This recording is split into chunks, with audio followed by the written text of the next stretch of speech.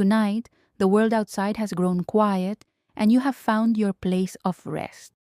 Before sleep takes hold, I'd like to invite you on a journey back, far back, into the deep winters of the Middle Ages.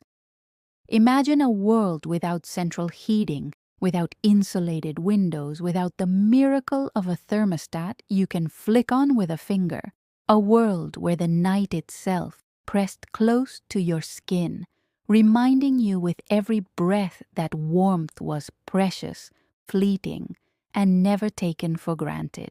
This is the story of how medieval peasants survived the coldest nights and how, even in the depths of winter, they found ways to endure. But before we begin, let me pause for just a moment.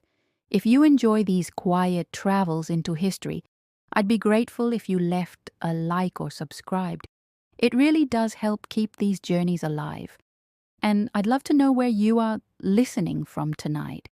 Is it a city with lights that spill against your window? A small village where the stars are clearer? Somewhere far away where the seasons feel different altogether? Leave a comment and share a little piece of your world. It's always a comfort to see people from every corner of the earth gathering here, finding rest in the same stories. So now, take a slow, deep breath. Let your body settle into its place. The mattress beneath you, soft or firm, modern or modest, is a treasure compared to what we are about to step into. Allow your shoulders to release their tightness, your jaw to unclench, and your eyes to soften. Pull your blanket higher if you wish, and feel the warmth rise around you. Because in a moment, we will leave behind the comforts of today and walk into the frost-bitten silence of a medieval winter night. Close your eyes and imagine this. You stir awake in a peasant's hut, somewhere in England or perhaps in a village in France or the German countryside. The year doesn't matter so much. Anywhere between the 12th and 15th century will do. What matters is the season. It is midwinter. The fields outside lie barren, the earth frozen hard as stone, and the nights stretch endlessly long. The room is pitch dark, save for a faint red glow from the hearth. The fire burned brightly at dusk, but by now, in the deepest hours, it has sunk into a bed of weary embers. They glow faintly in the ash, giving off more memory than heat. The air that fills your lungs is sharp and biting, each breath a reminder of the frost outside. Even indoors, you can see your own breath curl into mist above you, fading into the shadows like a spirit slipping away. You shift slightly, and the straw beneath you whispers, a dry rustle that crackles in the silence. Your bedding is a humble affair, layers of woolen cloth, patched and repatched, animal skins worn soft with years of use. They weigh heavy upon you, not luxuriously so, but with the kind of heaviness that makes you feel both comforted and pinned down. To move is to risk letting the night creep in through the cracks. To lift the blanket is to declare war on the cold itself. So you hesitate, just for a moment. Your fingers curl deeper into the covers, unwilling to part from their small pocket of warmth. Because you know, everyone knows, that the cold of a medieval night is not polite. It doesn't knock at the door. It enters boldly through the cracks in the thatch, the gaps in the wattle and daub walls, the draught under the door.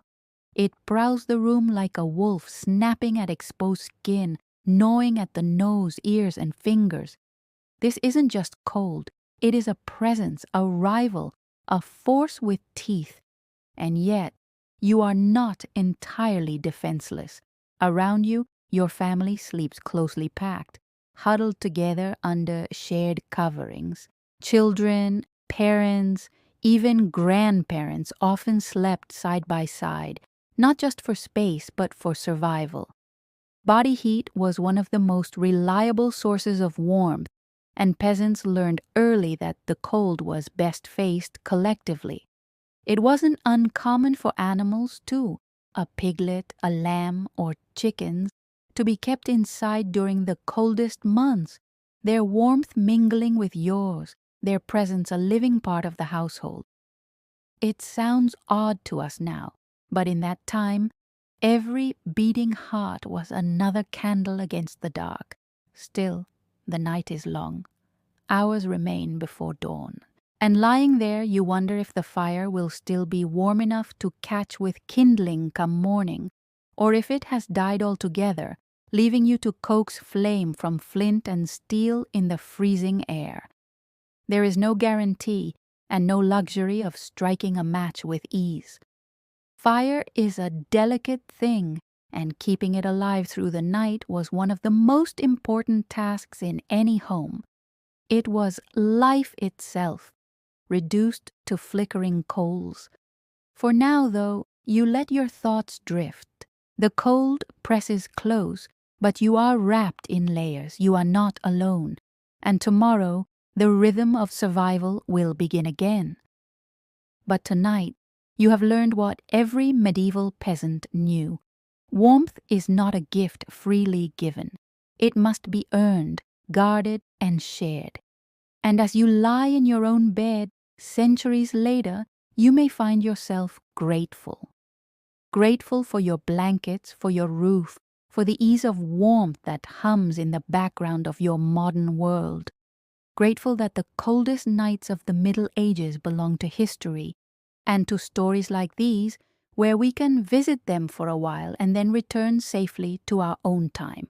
The hut around you is humble, but it is also everything. For a medieval peasant, the house was not simply a shelter, it was a fortress against the cold, a workshop, a kitchen, and sometimes even a stable. As your eyes adjust to the faint glow of embers, you begin to take in the details of the space that holds your winter nights. The walls are made of wattle and daub, an ancient craft of weaving thin branches together like a basket and then smearing the gaps with a paste of clay, straw, and mud. In summer, this method was enough to keep out the wind and the curious gaze of neighbors. But in the depths of winter, when frost tightened its grip, the walls could feel as porous as a sieve. Drafts slipped through the smallest cracks, carrying with them the sharp reminder that outside lay the frozen earth. Still, the villagers did what they could. Gaps were stuffed with moss, straw, or rags, anything that could blunt the bite of the wind. The smell of earth was everywhere, the scent of damp soil mixed with smoke from the hearth, and the faint musk of animals. To modern noses it might seem unpleasant, but to a peasant it was the fragrance of survival. That smell meant shelter, it meant a barrier, however imperfect, between your fragile body and the merciless world outside. Look upward now. The roof is thatched, made from bundles of straw or reeds layered thickly, one on top of the other. In summer, the thatch kept rain from pouring in, though not always successfully. In winter, the thick layers offered insulation, trapping pockets of air that held in warmth. But they had their quirks. Birds made nests in them, insects scuttled within them, and sometimes a poorly kept roof could even collapse under the weight of snow or sag dangerously low. Yet for all its flaws, thatch was a kind of miracle. Cheap, renewable, and surprisingly effective, it was the roof over the heads of countless families across Europe. When you lay in bed at night, you could hear the wind tugging at it, rattling the reeds, searching for a way in. Sometimes the snow would sift through the smallest gaps, sprinkling the inside with tiny flakes that melted against the warmth of human breath. At the center of the hut lies the hearth, dug into the earth itself. There is no chimney as we know it now. Instead, smoke curls upward, filling the space, looking for any way to escape. It clings to the rafters, staining the wood black with soot, before slowly drifting out through holes in the roof or cracks in the walls. To sit in a medieval hut was to live in a haze, eyes watering, lungs heavy with smoke. But smoke, too, was a kind of ally. It deterred insects, preserved hanging meats, and in its own way added another layer of insulation, sealing the hut with its thickness. The furnishings are sparse. A rough wooden table, perhaps a bench or two, a chest for storing clothes and tools, its lid worn smooth by countless hands. There may be shelves lined with earthenware pots, filled with whatever provisions could be spared for winter: dried beans, onions, salted meat, precious grains. Everything has its place, because there is no room for excess. The entire hut may be no larger than a single modern living room, yet within it unfolds the entirety of a family's life. And then, of course, there is the floor, packed earth, cold and unyielding. Straw was scattered across it, both as insulation and as bedding for animals sometimes kept indoors during the harshest nights. Chickens roosting in the corner, perhaps a piglet snuffling in its pen, their warmth adding to the fragile balance of heat. Imagine it, the sound of their breathing mingling with your own, the quiet rustle of straw as creatures shifted in the night. To us, the idea of sharing space with livestock seems strange, even distasteful, but to the medieval peasant it was both practical and necessary. The animals survived the night because of the humans, and the humans endured the cold because of the animals. The walls, the roof, the floor, the hearth, all of these elements worked together in a fragile harmony, but still it was not comfort. Comfort in the medieval sense meant not freezing to death. It meant keeping your body just warm enough to see the next morning. A drafty hut that smoked and leaked and smelled of animals was not an inconvenience. It was life. Now pause and compare it, just for a moment, to the world you know, to walls that hold firm against the wind, windows sealed with glass that does not rattle in the night, roofs that rarely sag beneath snow, to the quiet hum of radiators or furnaces, warmth flowing invisibly through pipes and vents, steady and certain. In your home, the cold remains outside, politely barred from entry. But here, in the medieval hut, it is always close. It presses against the walls, creeps through the cracks, lingers in the corners, and waits. And yet, there is something profoundly human about this hut. Its simplicity carries a strange intimacy. In a single glance, you can see everything the family owns, everything they rely upon. There are no hidden rooms, no upstairs or downstairs. The fire is visible to all, the beddings are close together, the meals cooked where they are eaten. Life is shared openly, and so is survival. Even the sounds of the hut are distinct. The steady crackle of the hearth, the shifting weight of someone turning in sleep, the muffled cough of a child, the creak of timber as the wind shakes the roof. These are not disturbances, but reminders that you are not alone, that here in this fragile box of earth, wood, and straw, you are bound together with others, holding the cold at bay as best you can. And if you step outside, just for a moment, into the heart of the village, you would see other huts, much the same, small clusters of light and smoke, fragile islands in the endless sea of dark, each one a pocket of human warmth, each one trembling but stubborn against the winter. The night is vast, but together the huts form a constellation of survival, a village of flickering stars upon the frozen earth. So when you return inside, to your place by the fire, to your straw bed beneath its rough blankets, you do so with a small comfort. However harsh the night may be, you are part of something larger. A home that is imperfect, but a home nonetheless. If the hut was a fortress against the winter, then clothing was the armor peasants wore into battle each day. And make no mistake, winter was a battle. The enemy was not seen, but felt. Sharp air slicing at exposed skin, frost creeping into fingers and toes, dampness seeping through cloth until it turned cold as stone. Against such an adversary, the medieval peasants' defenses were simple, yet ingenious. Begin with the fabric itself. In those days, wool was not just a textile, it was a lifeline.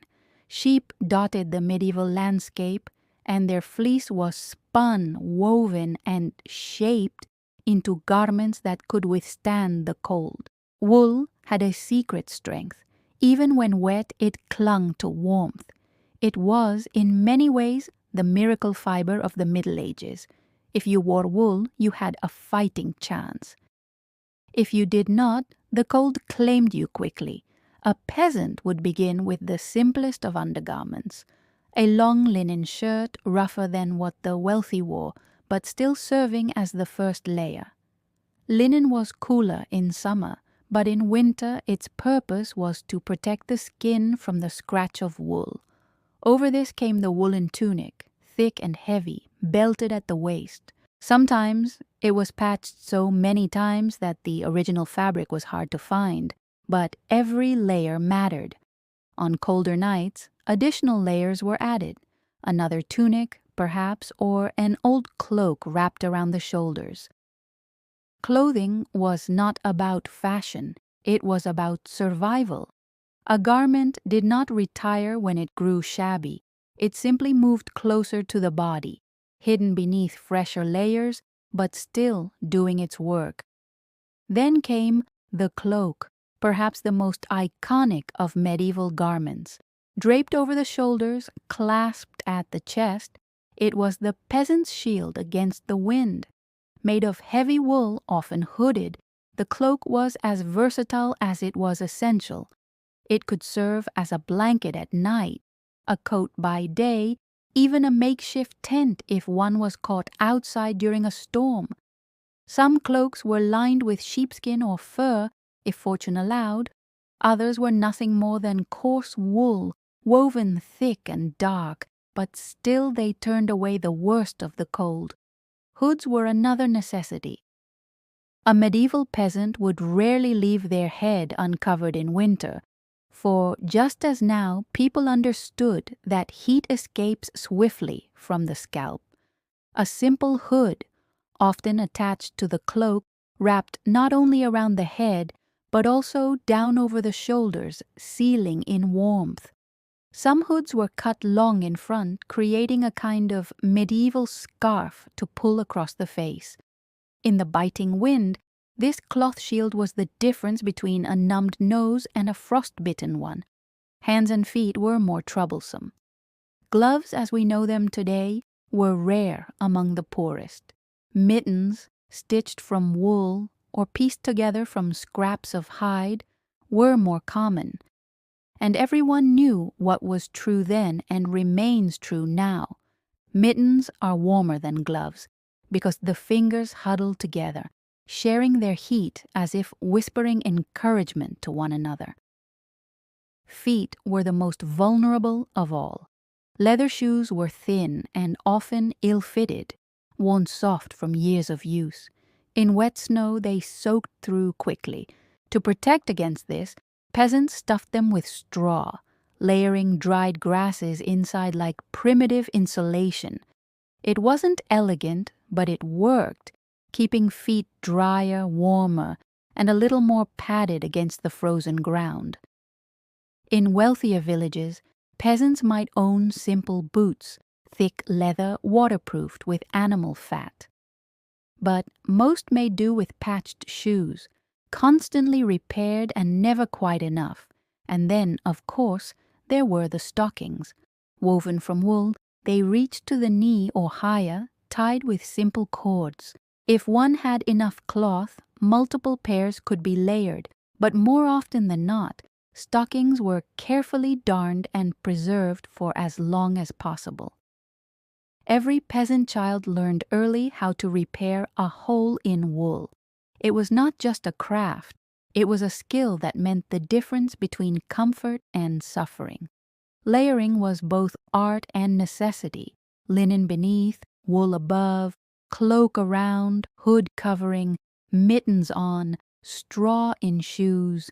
Each piece did its part, and while a knight might have gone into battle encased in steel, the peasant fought the winter encased in wool.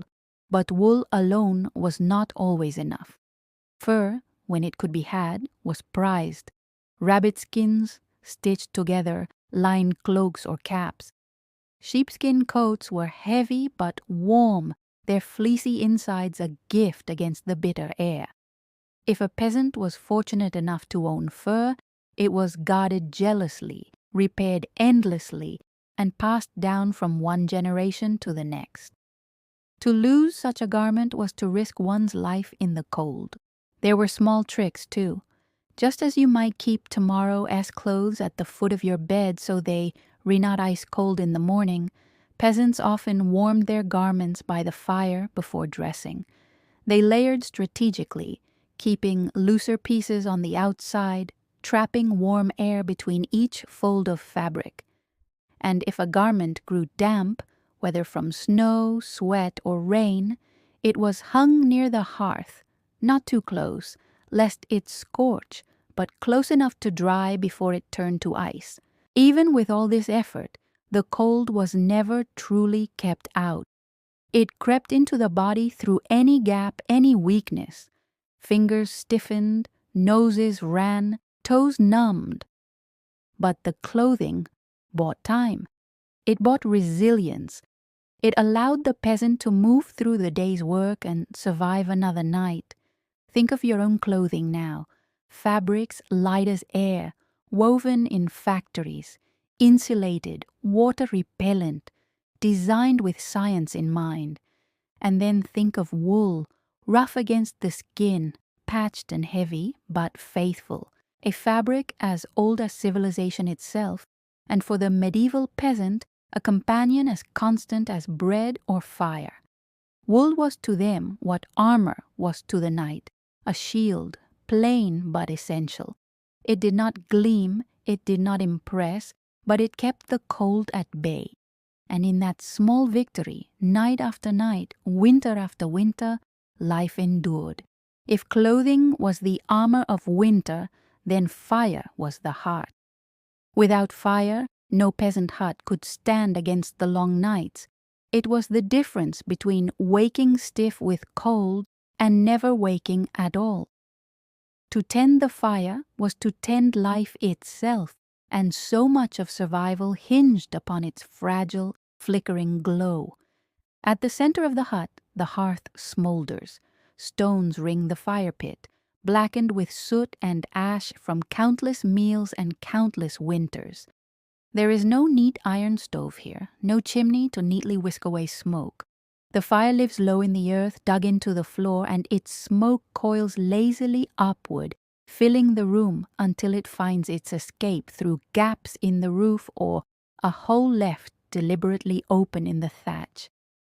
The air is thick, acrid, the kind that stings the eyes and clings to every garment. Yet this smoke is not simply an annoyance. It is part of the household. It drives away insects, it cures the meats hung above, and in its own way it seals the hut against the drafts. Smoke was survival too, but the fire is fickle. By dawn, it dwindles to little more than red coals buried in gray ash. To keep them alive through the night is both skill and prayer. A careful hand stirs them before bed, banking them with ash so they smolder slowly, hidden embers waiting for breath and fuel come morning. If they last, the day begins with a simple joy, the glowing red beneath the ash, ready to leap back into flame with kindling. If they die, the task is harder. Flint and steel must strike, sparks coaxed into dry tinder. In the freezing dark, with numb fingers and shaking hands, this is no easy task. One failed attempt can mean frostbitten skin before flame is born again. Fuel itself is a constant concern. In forests, peasants gathered fallen branches, chopped logs, hauled bundles of sticks on aching backs. But wood was not always plentiful, and in many villages, peasants turned to other sources. Peat, dug from bogs, cut into bricks, and left to dry in the sun, became a steady fuel. It smoked heavily, but it burned slow and hot, a blessing during long nights.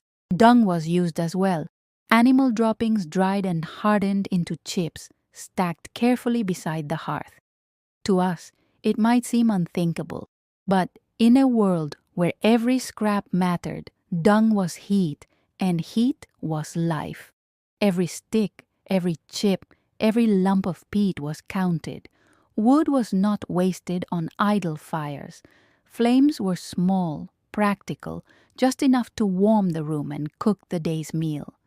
Children learned early to gather kindling, to search hedgerows for twigs and brush, to dry moss and straw for tinder. A family without fuel was a family without hope, and yet fire was more than fuel and flame. It was the center of the home, the circle around which life unfolded. Here, meals simmered in iron pots, thin stew stretched with cabbage, onions, beans. Here, stories were told in the dark of winter nights, voices rising over the crackle of sparks. Here, the weary, warmed, stiff fingers and thawed, frozen toes, sighing with relief at the simple joy of heat. There was ritual to it. To sit by the hearth was to feel the body uncoil. To place hands close to the fire, palms open, was to feel the cold draw out, chased away by warmth. Imagine it, the slow prickling return of sensation in numb fingers, the ache that stung but also reassured you that life was flowing once more. Fire healed, fire comforted, fire reminded you that you had survived another day. But fire was also fragile. A single storm could rob you of it. If snow blew through the thatch, if rain seeped into the embers, if the fuel ran out, then the hut grew as cold as the fields outside. To lose the fire was to lose everything, and so peasants guarded it carefully. When one house lost its flame, a child might be sent running to a neighbor's hearth, carrying a coal cupped in an iron pot, a little piece of life borrowed from another. Fire was not owned, it was shared. Villages were webs of smoke and flame, each household's survival bound up in the others. At night, when all was still, the fire glowed faintly in the dark. It was a watchman, a silent guardian. The wind might howl against the walls, the snow might pile high against the door, but inside, the hearth whispered its warmth. Sparks danced upward, vanishing into the smoke-blackened rafters like tiny stars rising to join the heavens. There is poetry in this, how humans, from the earliest times, tamed fire not just for cooking or for light, but for comfort. How we sat around flames and felt less alone. The medieval peasant, huddled in their hut, knew this deeply. To sit by fire was to feel connected to ancestors and neighbors alike. The flame that warmed you was the same flame that had warmed countless generations before, and would warm countless after. Think of your own home. The way warmth arrives without thought, radiators humming, heaters glowing, switches flicked. The fire is hidden now, buried in wires and pipes. Yet imagine, just for a moment, what it would mean if that warmth disappeared, if you had only your hands, your breath, your skill, and your neighbor's kindness to keep it alive. That was the medieval winter. Fire was fragile, precious, and sacred. So when you pull your blanket closer tonight, Remember the peasants who tended flames with reverence, who coaxed embers to life each morning as though awakening the very heart of the world, who counted each stick of wood as carefully as a coin, each coal as a jewel.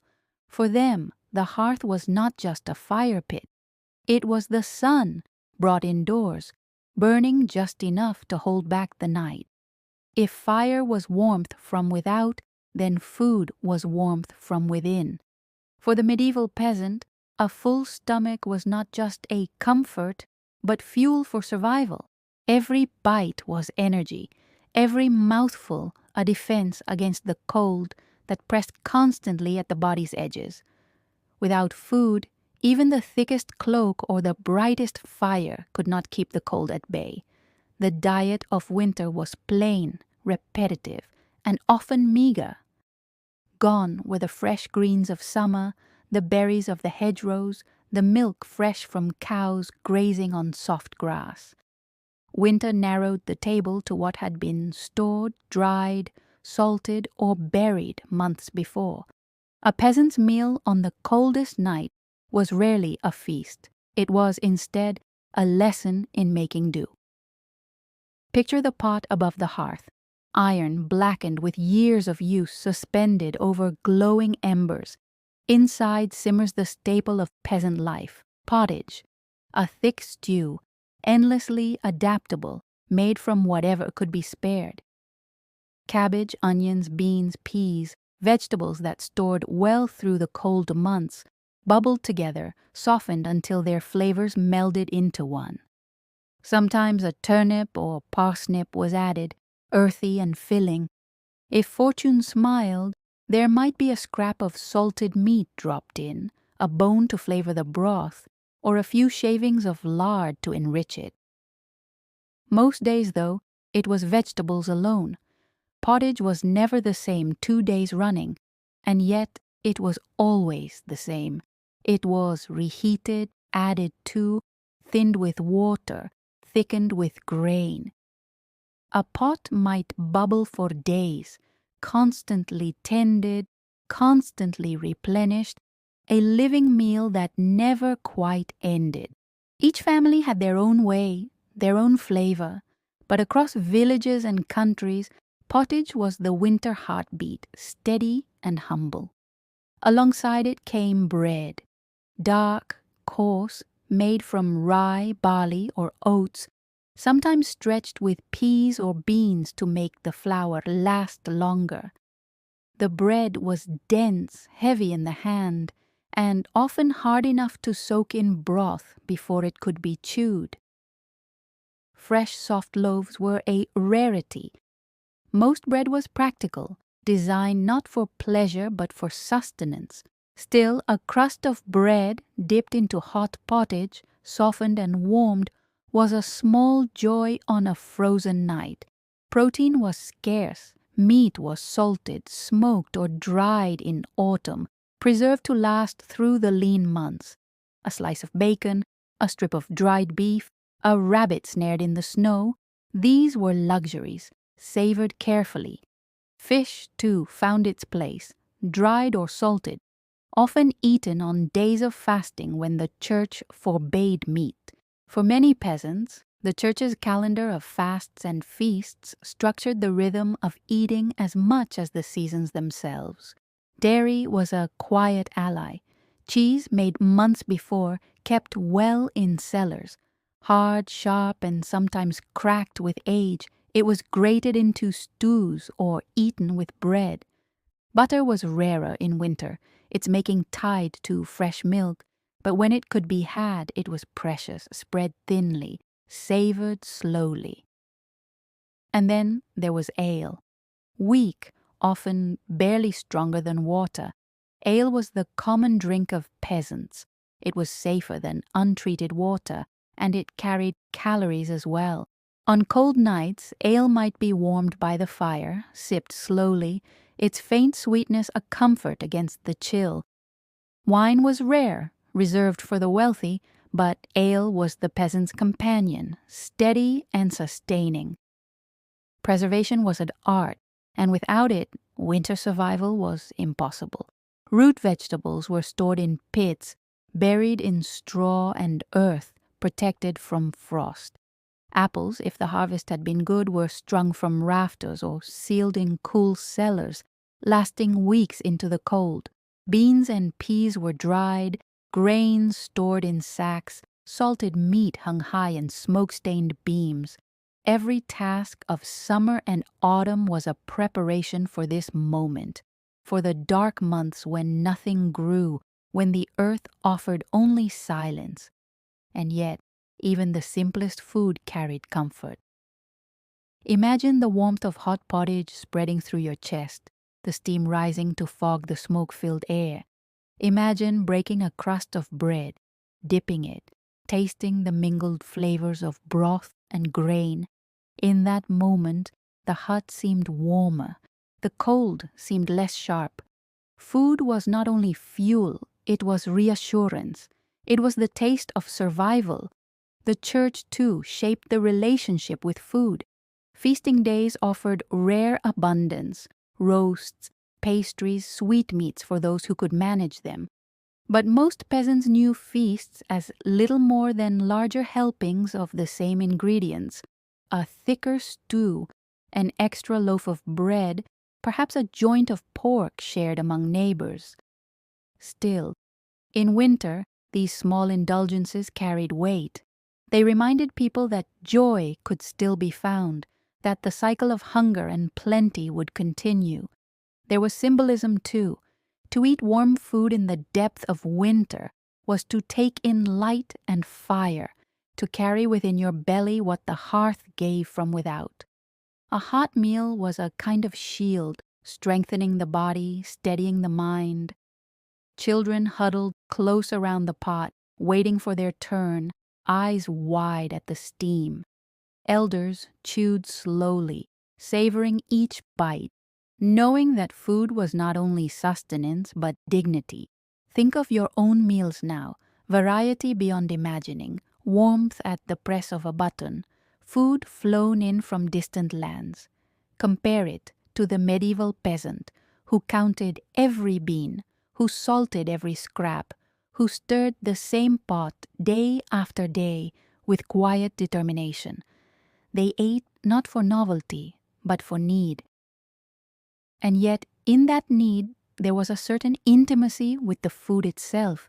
Each mouthful was remembered work, the sowing, the reaping, the storing. Each bite was proof that the toil of past seasons had not been in vain. As you rest tonight, full and warm, it is worth remembering that for peasants food was never casual. It was fought for, prayed for, preserved with care, and consumed with gratitude. Every bowl of pottage, every crust of bread, every sip of ale was another step through winter. And each of those steps, small as they were, carried them closer to spring. When the day's work was done, when the fields lay frozen and the animals were settled, the long medieval night truly began. For peasants, night was not simply a pause in the day. It was a trial in itself, a stretch of hours where the cold pressed hardest, where darkness seemed endless, and where every trick of survival was needed to see the morning. The first ritual was simple, gathering together. In a peasant hut, privacy was rare. At night, it disappeared altogether. Families slept side by side, huddled close beneath whatever coverings they could muster. Children nestled between parents, elders wrapped in the same blankets as grandchildren.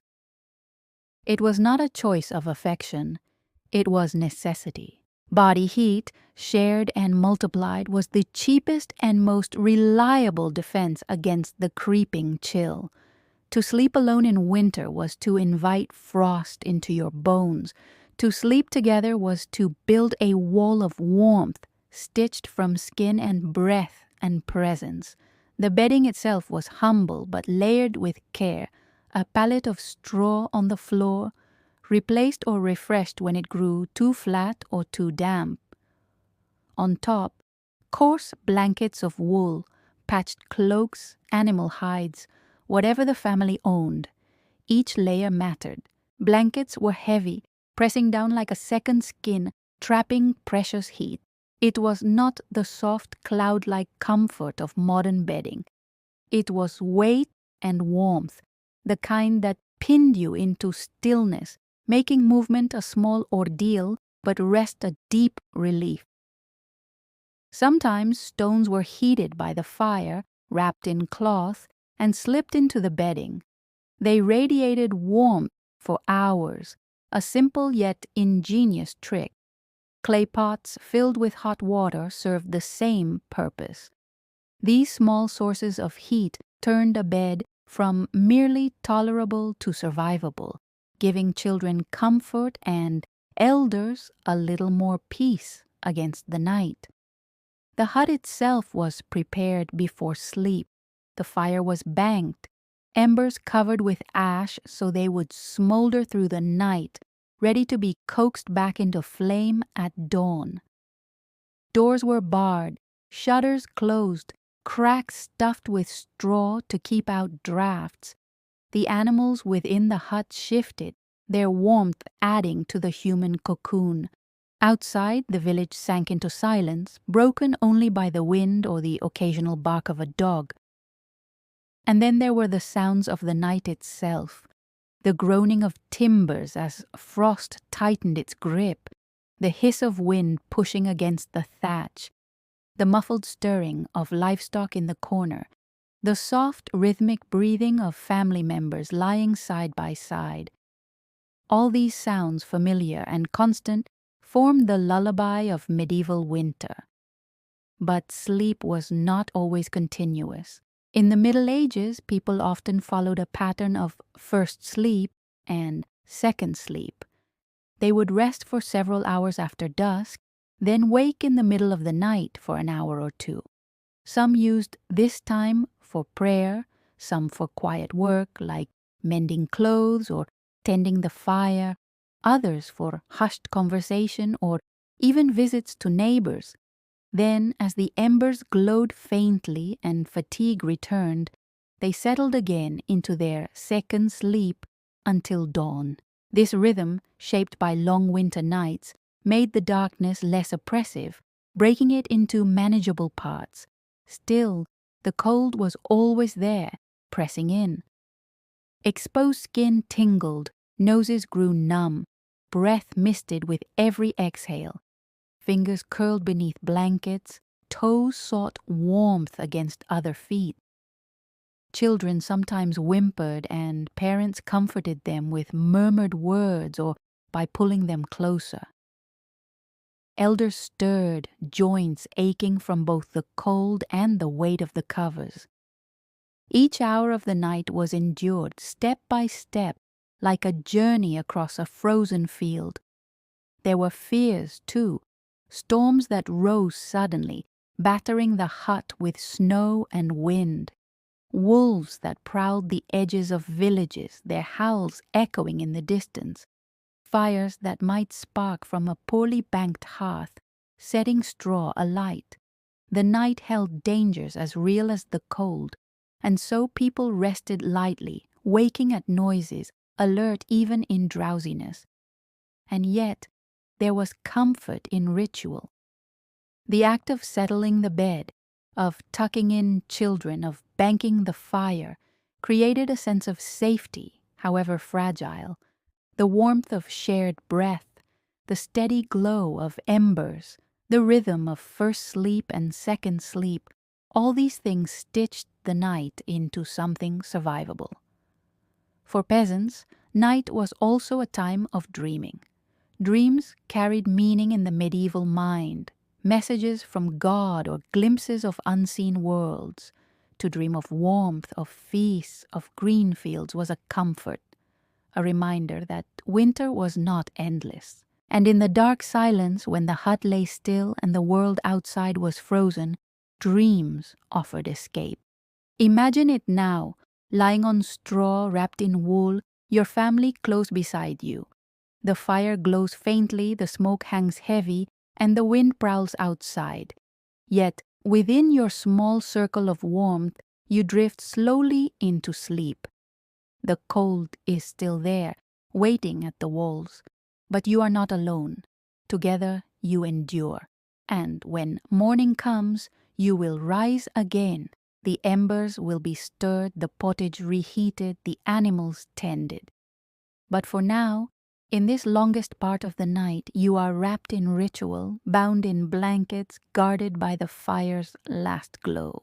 The coldest nights of the medieval world were never easy, but they were survived, hour by hour, breath by breath, one small ritual at a time. No medieval peasant survived winter alone. A hut could shield you from the wind, a cloak could guard your body, and a fire could warm your bones. But none of these were enough without neighbors, without kin, without the web of community stretched across the frozen village. In the Middle Ages, survival was never a solitary act. It was a collective performance stitched together from countless small acts of cooperation, generosity, and unspoken obligation. Picture the village under deep snow. A cluster of huts, their thatched roofs white and heavy, smoke curling upward into the gray sky. Narrow paths carved by footsteps wind between houses like veins, the only movement in a landscape otherwise silent and still. Every household tends its own fire, guards its own stores, cares for its own animals. But those paths between huts are not simply for passage. They are lifelines, threads of connection that keep each household from isolation. If a family's fire died during the night, they did not sit shivering for hours, cursing their luck. Instead, a child might be sent, pot in hand, to a neighbor's door. The neighbor would share a glowing coal, lifted carefully from their own hearth, placed into straw or carried in iron. That coal would return across the snow like a holy relic, ready to reignite the embers at home. In this way, fire traveled through villages like blood through a body, passed from house to house, each hearth sustaining the others. Food was shared too. If a family's grain ran low, a neighbor might lend them a sack. If the beans ran out, another might part with a handful. These gifts were rarely free, but nor were they cruelly withheld. Everyone understood that hunger in one house weakened the whole community. To give food was to give time, and time meant another chance to reach spring. The debt might be repaid after the next harvest, or with labor in the fields, or perhaps never formally repaid at all, simply remembered as part of the balance of survival. There were other forms of giving, less obvious but just as vital. A neighbor might lend an axe when one broke, or a pot when one cracked. A man might help repair a sagging roof, weighed down with snow, climbing the thatch with hands already stiff from cold. A woman might share her spindle, helping another keep up with spinning wool when her family's clothes were fraying. A strong back might be lent to haul water from a frozen stream, a watchful eye offered to keep an elder safe while others worked. These exchanges were constant, and they built a memory of obligations owed and favors given that knitted the community tighter than any contract. And then there were the animals. Livestock were lifelines, and caring for them was sometimes too much for one family. In the coldest months when blizzards howled, neighbors might check on each other's animals, break the ice in shared troughs, or shelter weak beasts together in one barn. It was not uncommon for families to entrust animals to others for a time, knowing that survival was more likely if resources were pooled. Festivity, too, was a form of survival. In the bleakness of winter, the church offered moments of light. Christmas, with its nativity plays and feasts, brought neighbors into one another's homes. Candlemas, deep in February, saw candles blessed and distributed, a reminder that light could be shared as well as heat. On these feast days, food was stretched beyond its usual ration. Bread loaves baked larger, meat roasted in greater quantity, ale poured more freely. For peasants, the feast was not about indulgence, but about the reassurance of plenty, however fleeting. It was the taste of joy in the midst of endurance. Songs were sung, stories told. The long winter nights became bearable when voices rose together in harmony. In barns or halls, by candlelight or fire, people gathered to trade tales, saints and miracles, giants and ghosts, the history of their village, the memory of ancestors. These stories did more than entertain.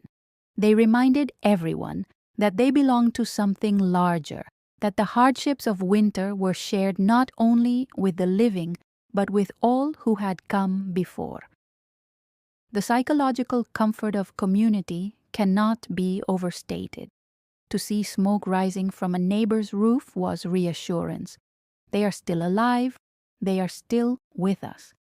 To hear laughter drifting from another hut was to feel less alone. Even the simple sight of footprints in snow, evidence that someone else had braved the cold, brought comfort. The village breathed as one organism, each hut a lung, each family a pulse. And, though quarrels existed, they always did, winter had a way of muting them. A feud over land, or a sharp word exchanged at harvest, seemed smaller when snow fell deep. Resentments were tucked away like unused tools, for anger required energy, and energy was best spent on survival. A neighbor who irritated you in summer might save your life in winter, pulling you from a snowdrift, sharing fire, lending food. Winter taught patience, and it taught forgiveness, at least until spring returned. Of course, the church guided much of this, reminding peasants that charity was not only moral, but salvific. To give bread to the hungry, to clothe the poor, to warm the cold, these were acts of faith as much as survival. Parish priests preached that in every gift to a neighbor, one gave also to Christ. And monasteries, when close enough, offered alms and food, becoming anchors of survival for villages nearby. Imagine yourself in such a village, in such a winter. You wake, your breath visible in the dark hut. You hear the faint cough of your child beside you. You stir the embers, and you see smoke curling from your neighbor's chimney, steady and strong. Relief washes over you. They have their fire, and so perhaps you will have yours too. Later, you share a bowl of pottage, thin but warm, and your neighbor arrives with a crust of bread. You eat together, and for a few moments, the cold is forgotten. Think of your own world now. Neighbors whose names you may or may not know, families living close but often apart, warmth provided by machines rather than by shared effort. We live more privately, more independently, yet the truth remains. No one survives alone. Connection, even now, is what carries us through. The medieval peasant knew it instinctively. Their survival depended on it. Ours does too, in ways less obvious but no less real. So as you drift into sleep tonight, let the thought of that village stay with you. The huts clustered close, the fire shared, the bread divided, the voices raced together against the cold. Know that even in the hardest seasons, people have always found one another, and in finding one another, they found warmth. Survival in the medieval winter was never just a matter of food or fire. The body could be warmed, the stomach filled, but the mind, too, required tending. Long nights and short days, silence broken only by the wind, isolation within a single smoky room. These shaped the thoughts and moods of peasants as powerfully as any frost or famine. To endure the season was to wrestle not only with cold, but with the weight of darkness itself. The days were short. A pale sun rose late and sank early, its arc shallow and weak. Hours of light might last no longer than the time it took to walk to the fields and back. For most of the day and almost all of the night, the village lived in dimness, firelight, candlelight, the faint glow of moon on snow. Darkness pressed against the walls of huts, seeped into corners, blurred the edges of vision. It was constant, and it was heavy. This darkness brought a certain quiet that could feel both comforting and oppressive.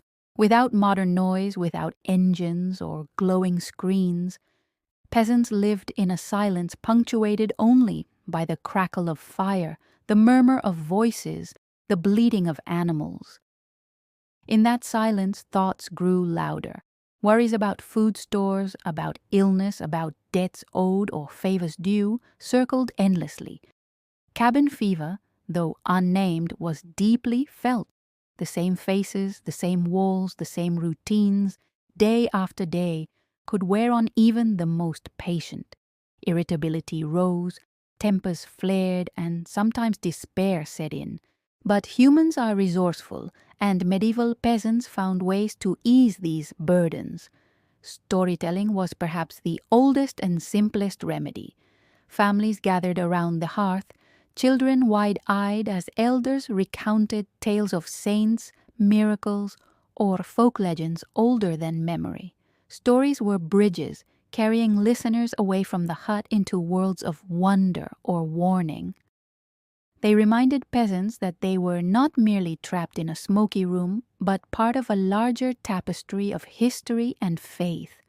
Songs too lifted spirits.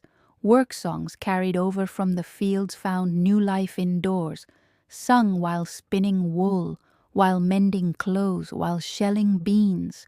Hymns learned in church echoed softly in huts, binding the sacred to the everyday. Lullabies soothed restless children, their simple melody steadying the minds of parents as well. Music warmed in a way that fire could not, a flame for the imagination. Faith itself was a powerful shield. The church offered meaning to suffering, teaching that hardship was not without purpose. Fasting, hunger, and cold were framed as trials of the soul, reflections of Christ's own endurance. Feasts, when they came, were reminders of divine generosity. The rhythm of the liturgical calendar, Advent, Christmas, Epiphany, Lent, gave peasants a sense of time's passage, a structure stronger than the endless sameness of snowy days. Through prayer, through ritual, through the promise of salvation, peasants found reason to hope even in the darkest months. Dreams held weight, too. In the stillness of winter nights, peasants dreamed vividly. They believed dreams carried messages, warnings, or blessings. To dream of spring, green fields, running water, blooming flowers, was a comfort. To dream of fire or feast was reassurance that plenty would return. Dreams were not dismissed as idle fancies, but treated as part of survival itself, signs that even in sleep, the mind was reaching for light. And yet, the darkness carried dangers. Melancholy, what we might now call depression, was a common companion. Long isolation frayed the mind, grief for lost children, for sick relatives, for poor harvests, lingered longer in the cold, when there was little to distract from sorrow. Some peasants grew restless, pacing small rooms, staring into embers as if seeking escape. Others grew withdrawn, speaking little, their silence heavier than the winter air. Villages recognized these states, though they lacked the words to name them. They treated them with company, with prayer, with tasks that kept hands busy and minds engaged. For work itself was a medicine. Spinning, weaving, mending, carving, sharpening tools. These small tasks filled the hours and gave purpose to long nights. Even play had its place.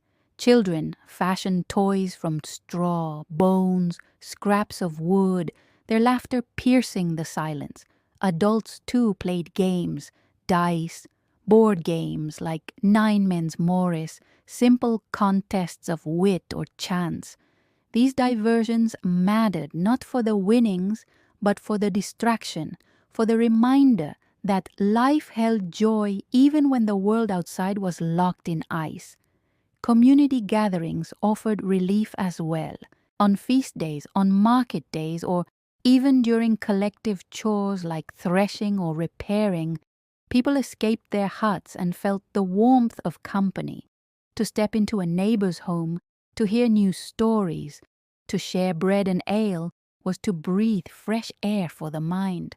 The village itself was a medicine, its social bonds a cure for solitude. The psychology of winter was also shaped by cycles of acceptance. Peasants knew from birth that hardship was part of life. They expected hunger, cold, illness, and this expectation paradoxically made it easier to endure. When you do not demand comfort, discomfort loses some of its sting. Hope was not pinned on constant ease but on survival itself. To reach spring was triumph enough. Still, peasants cultivated hope deliberately. They looked for signs, however small, that winter was loosening its grip. The lengthening of daylight, the first drip of meltwater from the eaves, the return of birdsong, all were read as promises. They told stories of saints who had endured famine, of ancestors who had survived harsher winters, reminding themselves that endurance was possible, even ordinary. Think of the resilience this required, to live months in a single room, breathing smoke, eating the same stew, wrapped always in the same garments, listening to the same voices, yet to rise each morning and carry on. This was not just physical strength, it was mental endurance of the highest order. And now, compare it to your own winters. You have lights to banish darkness, heaters to break the cold, endless diversions at your fingertips. Yet, even so, the quiet of winter can feel heavy. The medieval peasant strategies, stories, songs, faith, community, acceptance, are still strategies for us. We may not huddle around a smoky hearth, but we gather around books, around screens, around conversations that carry us through our own long nights. We may not look for the first snow melt, but we look for other signs of hope, the lengthening days, the warmth of spring approaching. The medieval mind did not separate body and spirit as we often do. To keep the body fed and clothed was survival, yes, but to keep the spirit hopeful, connected, and engaged was survival too. Without it, even the warmest hut could feel unbearably cold. So, as you lie here tonight, listening, remember that survival has always been as much about the mind as the body. Remember the peasants who told stories by firelight, who sang into the darkness, who dreamed of green fields even as snow buried the earth. Their strategies for endurance are ours as well. Find comfort in others, create meaning in hardship, look for signs of change, and above all, hold fast to hope. We have walked together now through the coldest of medieval nights. We have entered the hut, felt the sting of frost in our lungs, smelled the smoke that curled thickly in the rafters.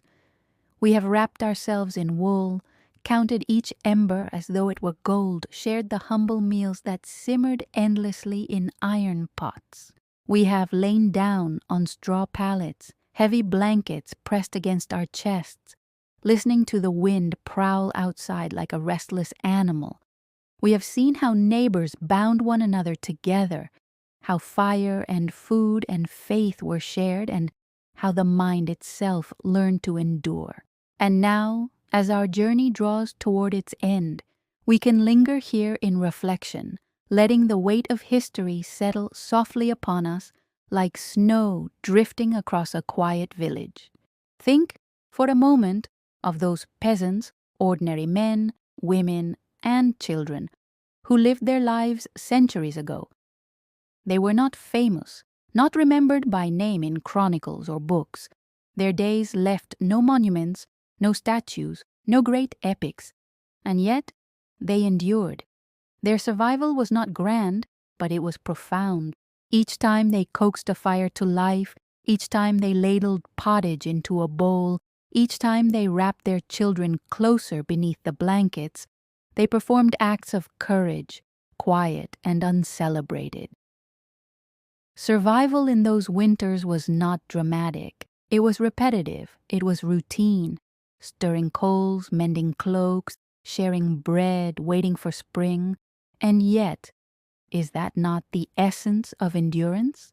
To rise each day, to do what must be done, to care for one another, and to find small joys in the midst of hardship. The coldest nights remind us that life itself is fragile, a dying fire, a dwindling store of grain, a crack in the roof. Any one of these could tilt the balance. And yet, peasants lived with this fragility not as a terror, but as a fact of existence. They respected it. They did not expect ease, and so they found strength in endurance. Their huts, though smoky and cramped, were sanctuaries. Their clothes, though patched and heavy, were armor. Their food, though plain and thin, was sustenance, and their neighbors, though flawed and quarrelsome, were lifelines. Every piece mattered, every thread of community wove into the larger cloth of survival. Alone, no one could withstand the cold. Together, even the harshest winters could be endured. And there was beauty, too, even in hardship. The sight of frost patterns glittering on wooden shutters, the glow of embers in the hearth, red as rubies against the dark, the hush of snowfall, soft and steady, blanketing the earth in silence, children laughing over games carved from scraps of bone, elders telling stories by firelight, their voices carrying memory across generations. Beauty lived alongside difficulty, a reminder that even the coldest seasons hold their own kind of wonder. Perhaps this is why their resilience still speaks to us, because we too face winters, not always of snow and frost, but of hardship, of loneliness, of waiting for better days.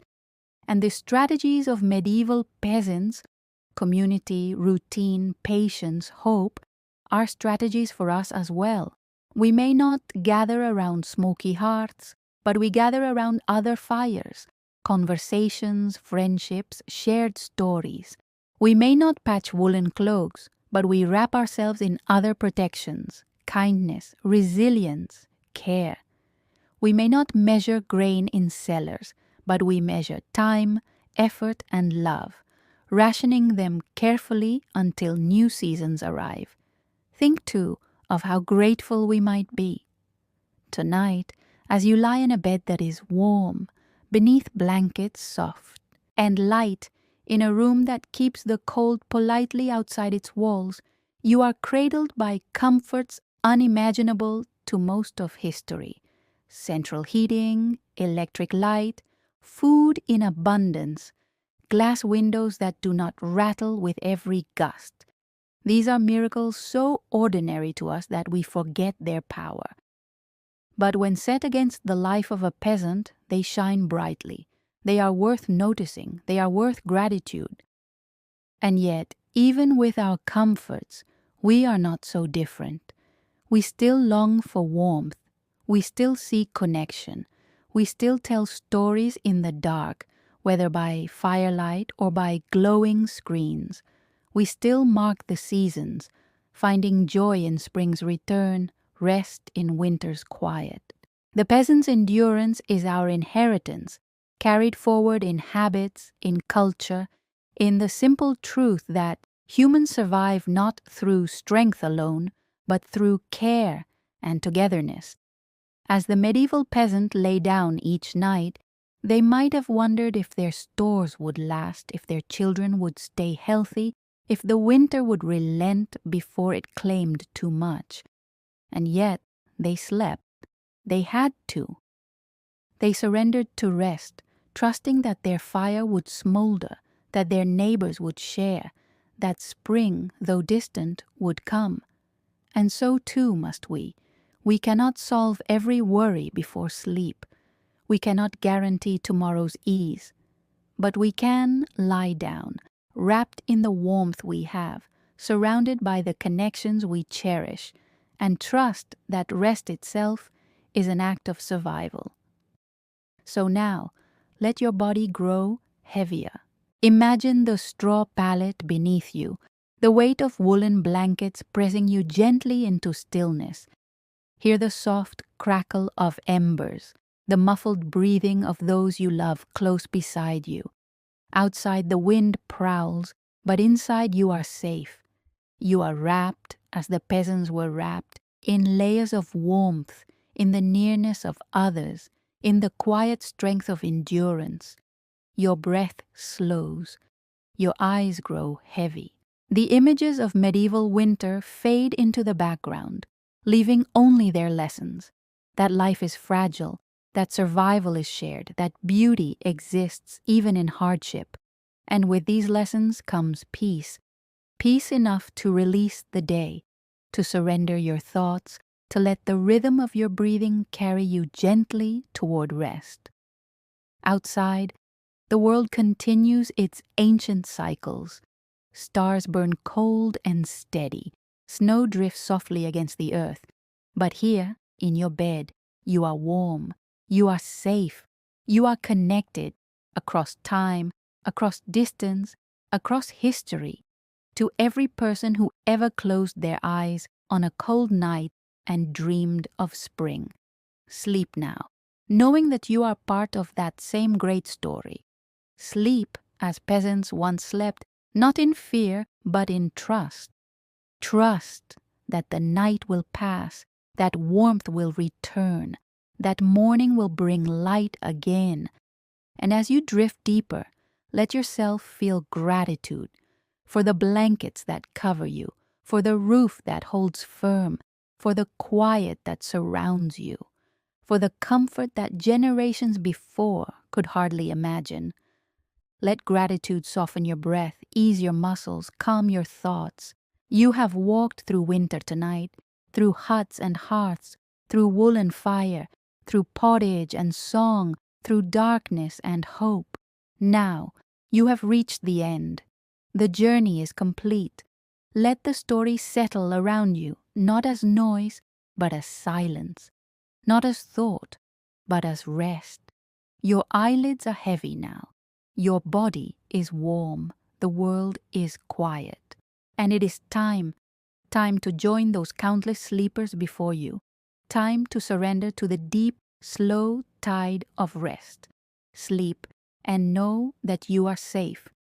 Sleep and know that you are part of an unbroken chain of survival. Sleep and let the coldest nights of history fade into dreams, leaving only warmth behind.